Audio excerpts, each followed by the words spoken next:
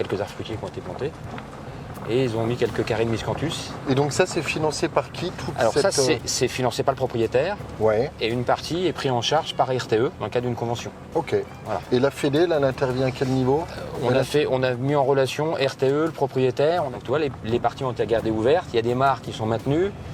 Et il y a des miscanthus qui vont être plantés parce qu'ils voudraient aussi en profiter pour tous les ans peut-être récolter le miscanthus. Parce qu'il y a plusieurs agriculteurs qui font du miscanthus dans le coin. Et ça permettrait de valoriser un peu. Ouais. Voilà. Et ça, c'est quoi, des pruniers, des cerisiers? Ouais, pruniers, cerisiers, poiriers, pommiers. Ouais, donc ça donne une source de nourriture. De diversification, voilà. Donc charge les rhizomes de miscanthus, donc c'est bien chargé. Donc il y a 4 opérateurs qui sont assis. Et donc le tracteur avance au fur et à mesure. Et il y a un petit clac régulièrement. Et à chaque clac, tu lâches un plant de miscanthus. Ah, c'est pas une graine, tu plantes pas une graine, tu plantes un Je vais plant. te montrer, c'est un plant. C'est un rhizome. C'est ça en fait. Ok, ah ouais. Le rhizome qui descend et qui vient. Voilà, donc le terrain est ouvert et ça recouvre derrière avec les 2 socles. L'intérêt d'avoir du miscanthus? La première, c'est pour la biodiversité, bien sûr, parce que ça fait beaucoup de couverts pour notamment les oiseaux. Et la deuxième, c'est pour éventuellement exploiter, pour faire exploiter. Et puis, ça sert notamment pour le chauffage, faire des granulés de chauffage. Et donc, voilà. Et on a aussi un intérêt pour nous, à titre de propriétaire privé, pour entretenir toute la ligne électrique. Et donc, ça nous permet d'éviter de voir RTE venir broyer tous les ans. Donc on broie tous les ans au mois de mars. Et puis ça nous permet effectivement de garder une biodiversité qu'on aime beaucoup, parce qu'on a beaucoup de mares, on a beaucoup de haies, que nous on aime les haies ici. Et en contrepartie des efforts du propriétaire en termes de biodiversité, d'implantation de couverts, de maintien des haies, il y a un partenariat qui est mis en place et il y a une rémunération pour le propriétaire des travaux engagés, des travaux d'entretien. Voilà, tout simplement. Donc c'est gagnant-gagnant.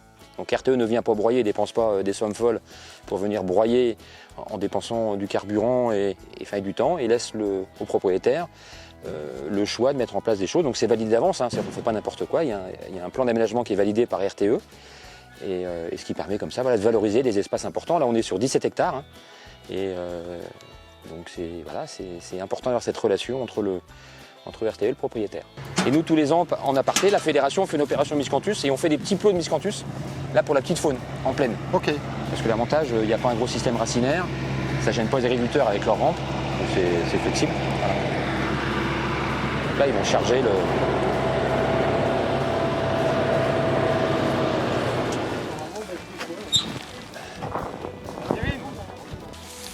Toi, c'est en train de... Toi, ça, c'est un pied de miscanthus. Tu vois, cette talle-là, ça correspond au départ à ce petit rhizome. Ce petit rhizome qui fait 5-6 cm. Et donc là, c'est la partie sèche qui est récoltée. C'est ça qui va aller dans les chaudières, qui est broyé par une ensileuse, en petits morceaux, soit pour faire des copeaux pour les chaudières, soit pour faire du paillage. Du paillage pour les plantations arbustives.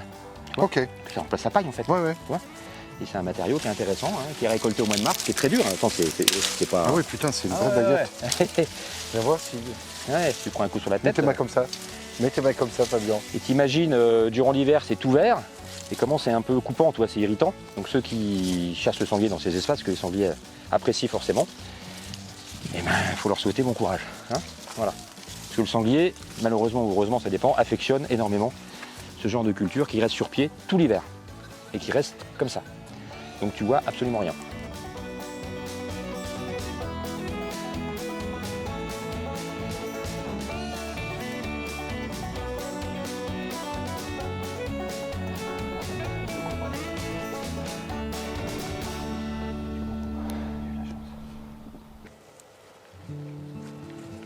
Ça me fait plaisir, je vois que je suis pas tout seul. Plus confortable comme ça.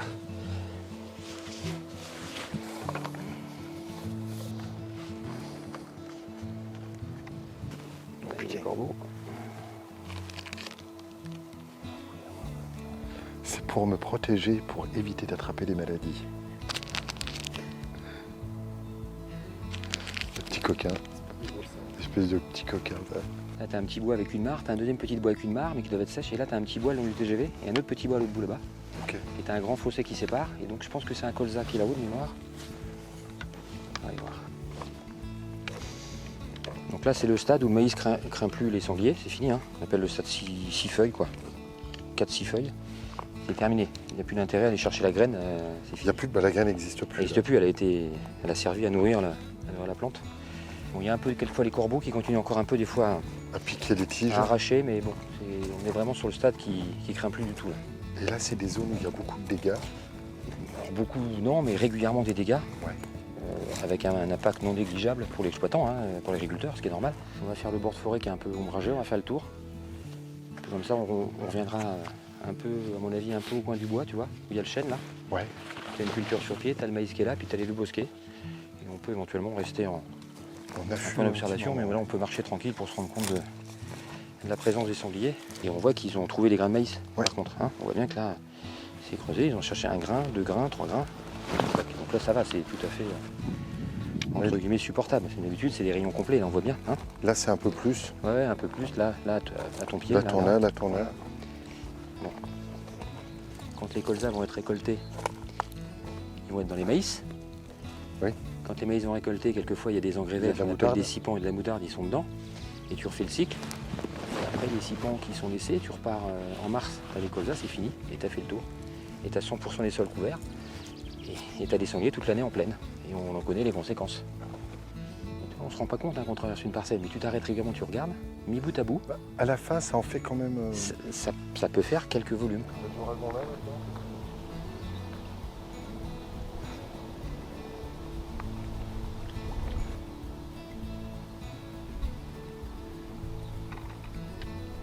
Dans la région, il y a pas mal d'agriculteurs qui sont tournés vers le tournesol pour compenser ce qu'on n'aura pas d'Ukraine. Mm.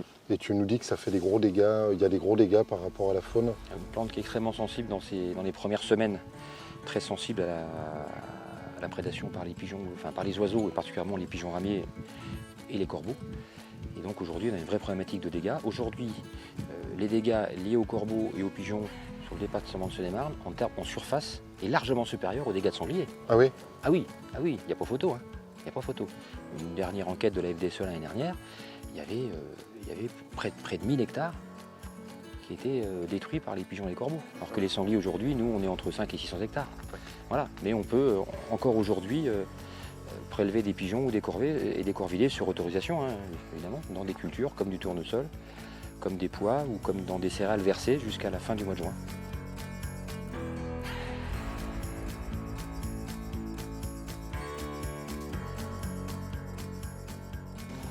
Et tu le vois.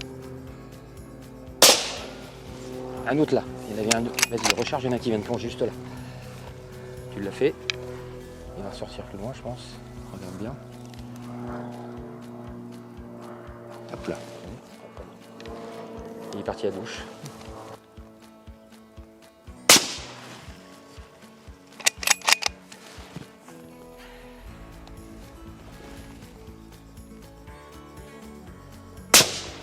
Là, vu le bruit,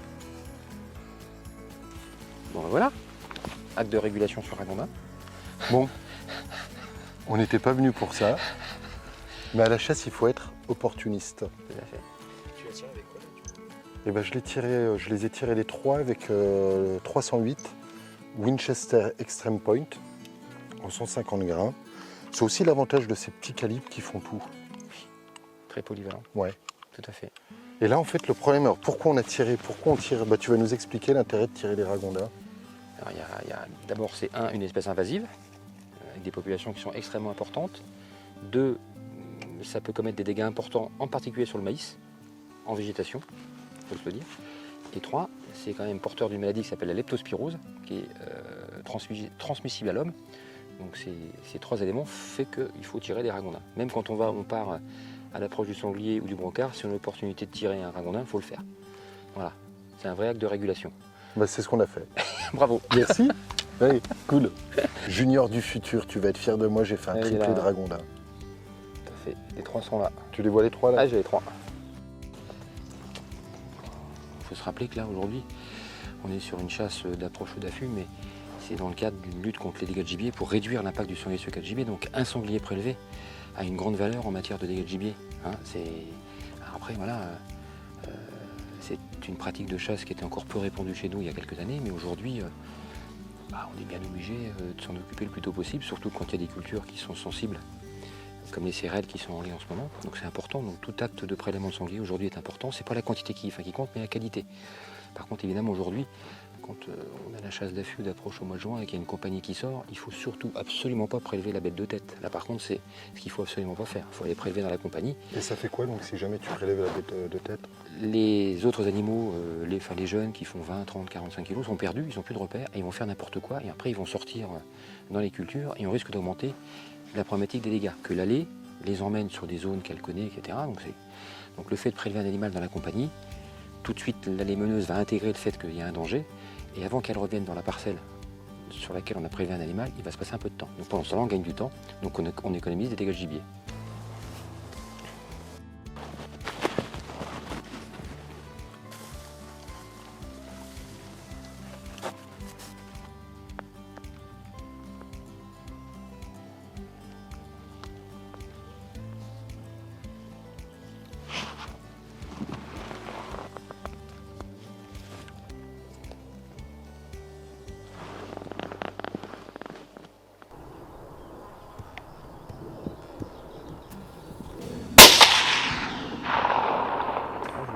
J'ai à peine à gauche. Quoi?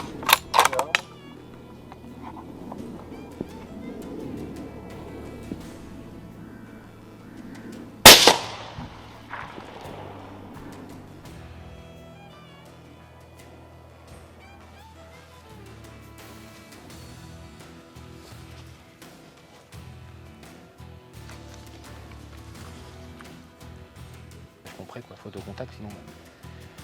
Oui. Bon, en fait, notre partie de chasse au sanglier s'est transformée en chasse au ragondin. Donc on en a fait 4 là dans un fossé. C'est super important parce que bon, en plus des problèmes de maladie, ils mangent beaucoup dans les maïs et dans les blés. Et puis là, le talus, le fossé a tendance à s'affaisser. Donc c'est pour ça, comme a dit Bruno à juste titre, même si on est au sanglier ou au brocard, si on voit un ragondin, on doit le tirer au même titre qu'un renard. Et là on en a repéré un, on va essayer de l'approcher.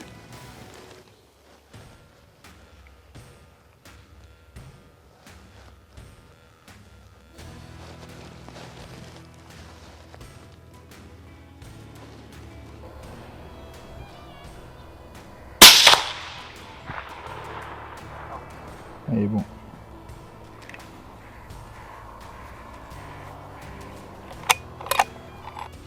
C'est sympa la chasse au sanglier avec toi, Bruno. Ah oui, on tire des balles, hein. C'est Ouais. bien. On n'a pas le temps de s'ennuyer. Non, c'est top. En fait, il y a tout un petit réseau là de quoi t'appelles ça, canal, fossé, Oui, fossé. ouais. Fossé de drainage. fossé de drainage. Et là, c'est le 5e. 5e, ouais. C'est le 5e ragondin qu'on fait dans la soirée. Et je vais dire entre 5 ragondins ou un sanglier. Comme le disait Tonton, c'est aussi ça la chasse d'été. C'est savoir être opportuniste. Que ce soit des ragondins, un renard ou les sangliers, tout acte de régulation lors de la période estivale est important et peut avoir un vrai impact sur notre environnement et les espèces les plus fragiles.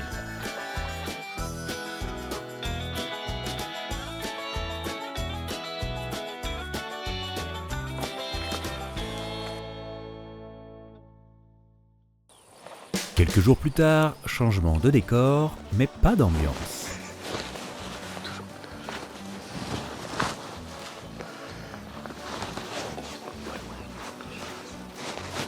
C'était quoi? Ah oui, c'est dans mon col, oui. Je suis bien toujours là pour remettre ton col. Le petit salaud. Bah. Bon, les amis, et ben là, on est à la chasse. Donc là, on est sur un autre territoire. On est sur le territoire de mon village natal. Je vous dirai pas où c'est. En tout cas, c'est drôlement joli. Donc toujours pareil, il y a eu un peu de casse là au niveau des sangliers. Il y a eu un peu de casse sur les maïs. Alors là maintenant, les maïs sont levés, donc ils ne craignent plus rien en attendant le mois d'août et qu'ils soient en lait. Par contre, il y a de la casse sur les blés, sur les orges. Donc ça fait plaisir aux agriculteurs qu'on ait fait un tour. On y va. Et aussi, si on voit des renards, je pense pas qu'on voit le ragondin dans ce coin-là, pas sur ce secteur-là, mais renards, sangliers. Si on en voit, on va essayer d'en tirer un. Vous en avez des renards? Oui, il y en a un petit peu. Vous en Ouais. faites chaque saison? Tous les ans, on en fait l'été, c'est important. Oui, c'est sûr. C'est important parce que par rapport aux lièvres, ça gère quand même. De toute façon, dans tous les indices kilométriques qui sont faits, plus il y a de lièvres, moins il y a de renards, plus il y a de renards, moins il y a de lièvres. Donc le but, c'est bien évidemment de ne pas réduire la population à zéro, mais c'est quand on a des occasions d'en prélever quelques-uns.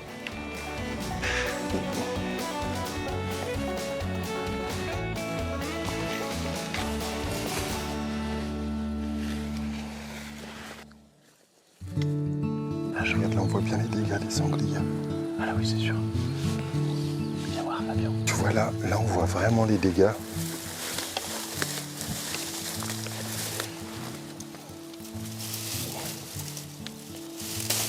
Tiens. Tu vois comme les tiges sont mangées. Ouais, la vache. Donc là c'est c'est vraiment croqué. Il est tout près. Il n'a pas quitté le champ. Il n'a pas quitté le champ, à mon avis, depuis la nuit. À mon avis. Arrête de faire le malin. C'est un sanglier mâle. Non, par 45 contre, kilos. quand on va être là à 30 mètres, on va dominer le champ et on peut en voir. Tu peux voir les dos dépasser. Ouais. Ok, d'accord.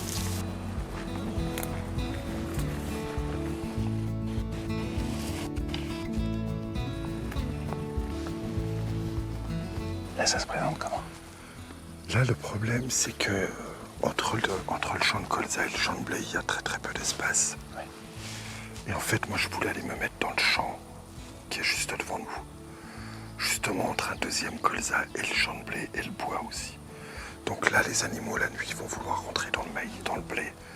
Et là, on était bien placé. Le problème, c'est qu'il y a des vaches. Il y en a un peu partout. Ouais, et le truc, c'est que les vaches, dès qu'on va s'approcher, là, il y a des chances qu'elles soient curieuses, qu'elles viennent nous voir. Et ça va changer leur attitude.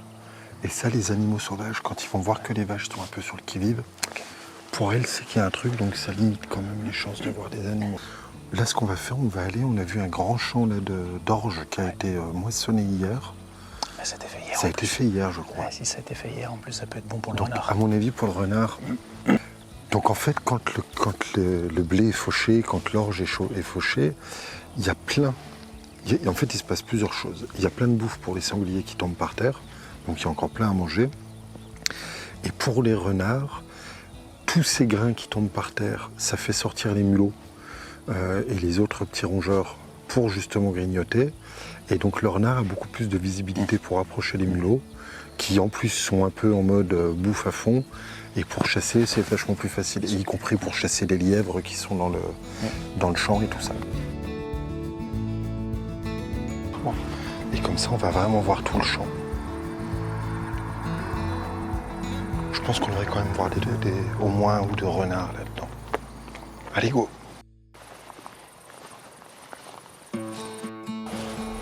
Là, le point positif, en plus, c'est que vu que le champ est assez clair, on risque de pouvoir chasser tard. Ouais.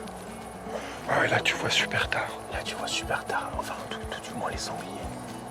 Si on voit les sangliers sortir, on les verra bien. Et même un renard. Oui, c'est même vrai un aussi. renard. Ça, c'est pas mal. Parce que là, tu vois, là, déjà, rien que dans la... Je sais pas ce que c'est qui est planté à droite, là.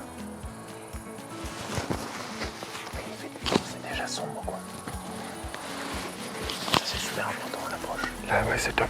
Tu peux voir très très tard. Ouais.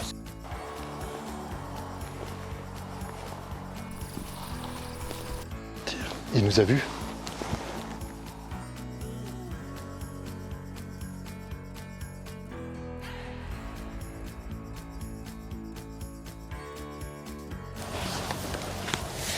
On a vu un renard courir le long du champ. Le problème, c'est qu'il y a les maisons derrière. Il y a les maisons derrière.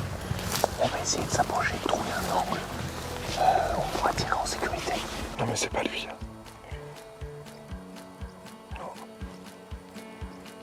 Bon, là, c'est très compliqué. C'est très compliqué parce qu'on arrive à la fin du chemin. On a dû approcher dans les cailloux. On a fait sûrement pas mal de bruit. Et puis les cailloux sont très clairs, les champs derrière nous sont très clairs aussi. Ce qui fait que potentiellement ça nous a rendu visibles. Je sais pas la meilleure stratégie. Voilà, c'est exactement là où j'allais en venir. Je sais pas comment m'y prendre. Parce que l'idéal, ça aurait été de contourner par-dessus là et qu'on a ici. Mais c'est pas possible. Si, c'est possible. Tout est possible. Ouais, on va faire ça. T'as peur qu'on fasse trop de bruit. On va essayer. Allez.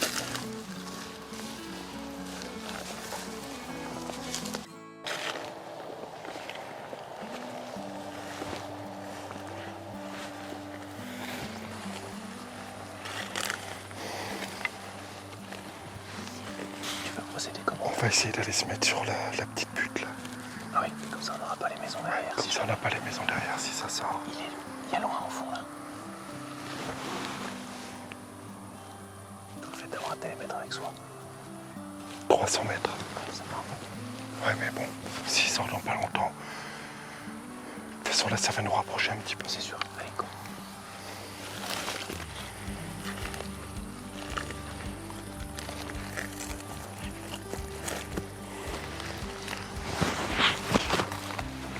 Tu peux le voir là.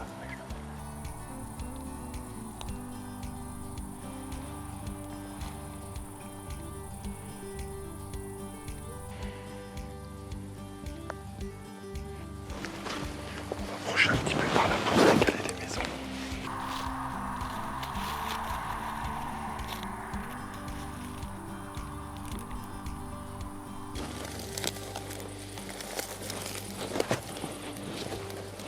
On va essayer de gagner encore 20 ou 30 mètres.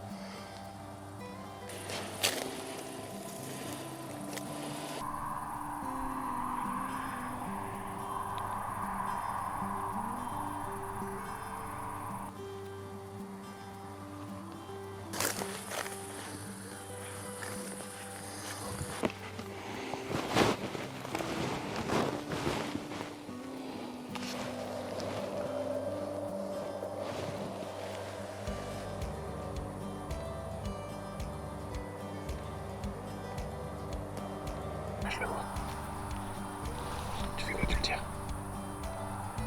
Je remets un coup de télémètre.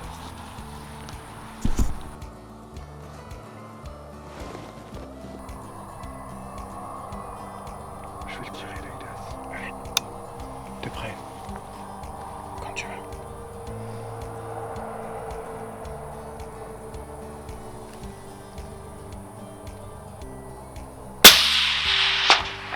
Putain, ce tir. Je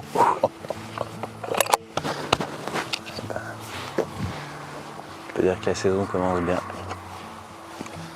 Bah, j'adore ces chasses, moi. Merci, mon junior.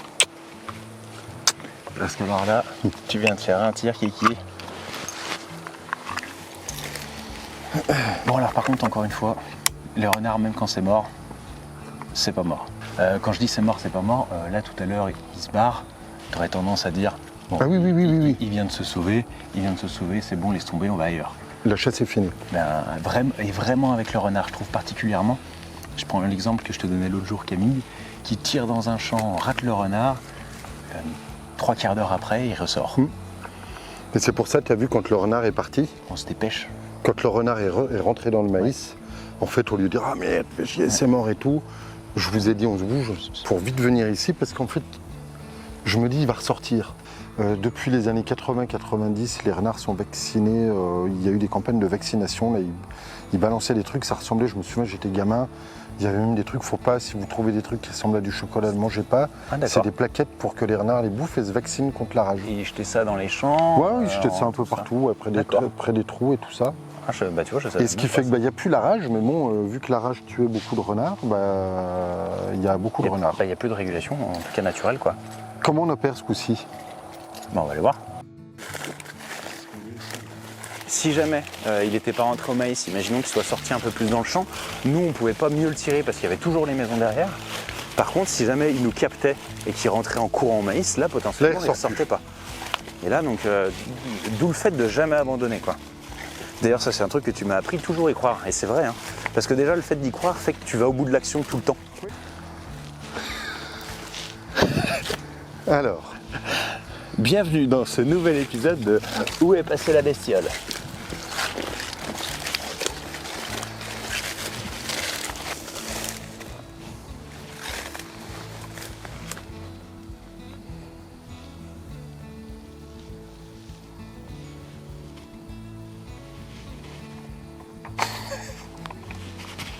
putain, c'est des trucs quand même complètement bizarres. Hein. Alors là, vous voyez des choses. Moi, il y a certains trucs que je n'arrive pas à expliquer. Alors, c'est ce qui fait que j'aime aussi cette activité, mais tiens, il y a beaucoup de sang. On va quand même essayer de suivre, hein. On y voit un peu.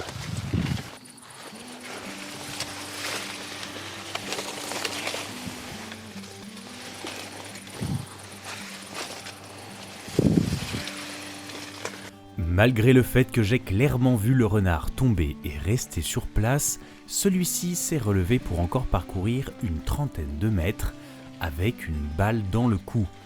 C'est les joies de la chasse et j'aimerais dire qu'aujourd'hui plus rien ne me surprend et pourtant, c'est encore loin d'être le cas. Les amis, avant de partir, n'oubliez pas de vous abonner à la chaîne, de liker la vidéo et de la partager à vos amis si elle vous a plu. Ça nous aide beaucoup et ça nous permet de continuer à créer de nouveaux reportages. À très vite!